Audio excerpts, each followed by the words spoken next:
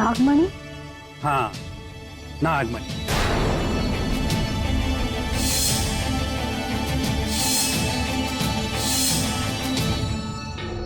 उस नागमणि के लिए मैंने पूरी जिंदगी तपस्या की है,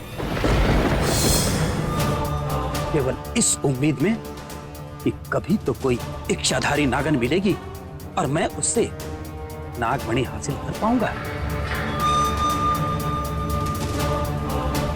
आज भोलेनाथ ने हमारी मुराद पूरी कर दी। जय भोलेनाथ! जय भोलेनाथ! मतलब तू यहाँ सिर्फ नागमणि लेने के लिए आया है? हाँ, मैं नागमणि के लिए ही आया हूं। उस नागमणि को पाते ही मैं इस पूरे संसार का सबसे बड़ा तांत्रिक बन जाऊंगा।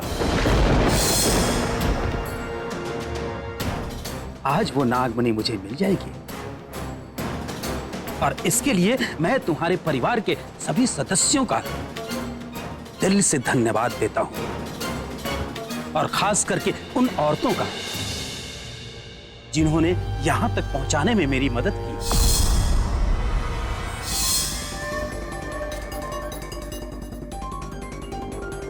अगर तू जिंदा रहना चाहती है तो वो नागमणि मुझे दे दे।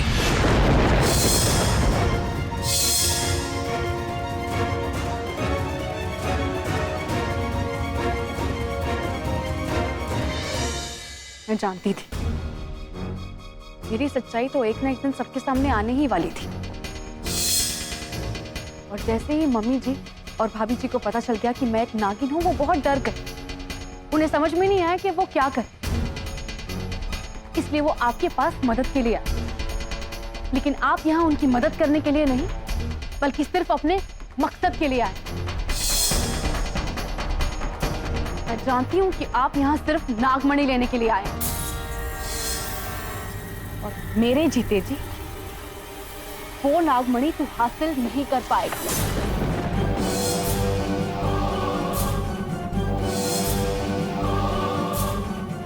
अपने लक्ष्य के इतने करीब आने के बाद मुझे परमात्मा भी नहीं रोक सकता। मैं तो उस नागमणि को हासिल करके ही रहूंगा, इसके लिए चाहे मुझे तेरी जान क्यों न लेनी पड़े।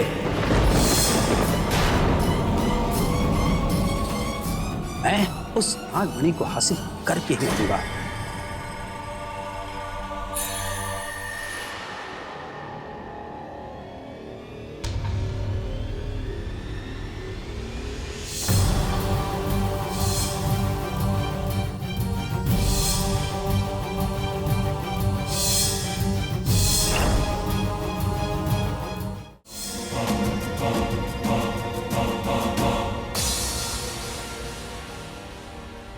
अपने से ज्यादा शक्तिशाली पर शक्ति प्रदर्शन नहीं करना चाहिए। शेरनी का पंजा कितना भी तीखा क्यों ना हो, पर शेर के सामने आते ही उसे मान में छुपना ही पड़ता है। नागिन, आज तुझे मुझसे कोई नहीं बचा सकता, कोई नहीं। भले ही तू बहुत शक्तिशाली है, लेकिन उस अखंड शक्ति से ज्यादा नहीं। और मुझे अपने माता रानी पर पूरा विश्वास है। मेरे कृष और मेरे परिवार का कुछ नहीं बिगाड़ सकता। अभी भी वक्त है, चले जाए यहां से। जाऊंगा, जरूर जाऊंगा, लेकिन नागमणि को लेकर जाऊंगा।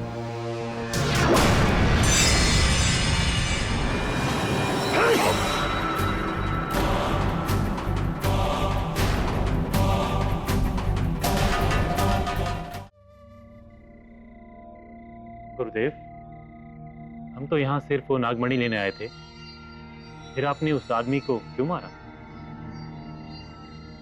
मैं समझ गया था कि वो नागिन इतनी आसानी से नागमणि देने वाली नहीं है।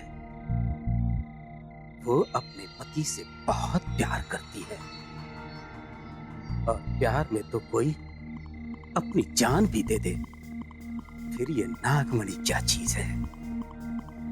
इसीलिए मैंने उसके पति को मारा। अब वो नागिन अपने पति की जान बचाने के लिए भोलेनाथ का आह्वान करेगी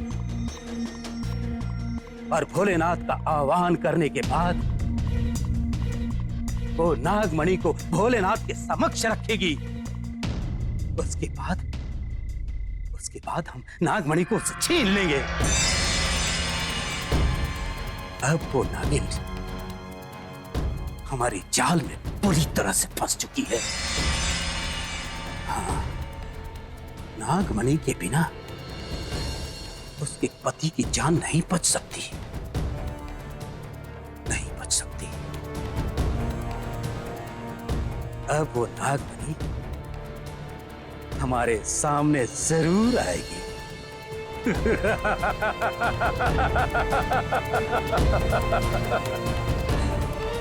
जय भोलेनाथ।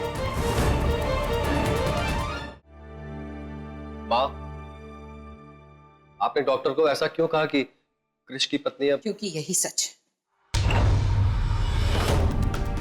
पत्नी वो होती है जो अपने पति की जिंदगी बचाने के लिए यमराज से भी लड़ जाए, लेकिन राधिका की वजह से आज कृष मौत से लड़ रहा है।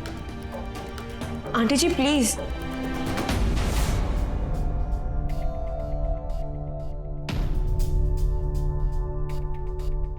आंटी जी, कृष जी और राधिका जी एक दूसरे के लिए ही बने हैं, प्लीज उन्हें ऐसे अलग मत कीजिए। हम लोगों ने बहुत बड़ी गलती कर दी उस सपेरे की बातों में आकर। और आंटी जी, कृष जी को राधिका जी की सच्चाई के बारे में पता है।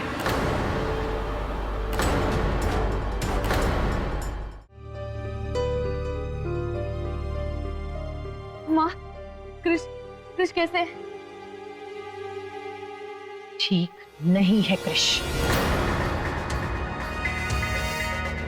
जिंदगी और मौत के बीच झूल रहा है मेरा बेटा। और जानती हो इसका जिम्मेदार कौन है? तुम। मैं मानती हूं कि मैंने बाबा को इस घर में बुलाकर बहुत बड़ी गलती की, लेकिन तुम खुद सोचो, कैसे कोई माँ अपने बेटे को मौत के मुंह में जाते हुए देखकर भी चुप रह सकती है? जब तक तुम कृष की जिंदगी में रहो, उसकी जान पर हर पल खतरा बना रहेगा। इसीलिए आज एक मां तुमसे भीख मांगती है, अपने बेटे की खुशियों की। भगवान के लिए मेरे बेटे की जिंदगी से चली जाए।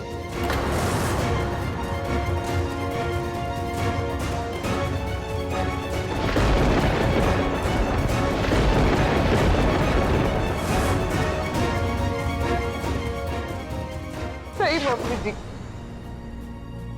मैं अपने प्यार के बिना नहीं जी सकती। मैं नहीं जी सकती कृष के बिना। लेकिन क्या कृष जी पाएगा तुम्हारे साथ? और अगर हाँ, तो वो जिंदगी होगी कैसी?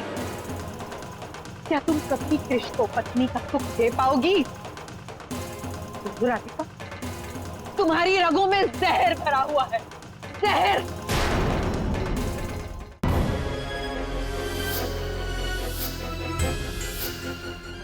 हमारी अधूरी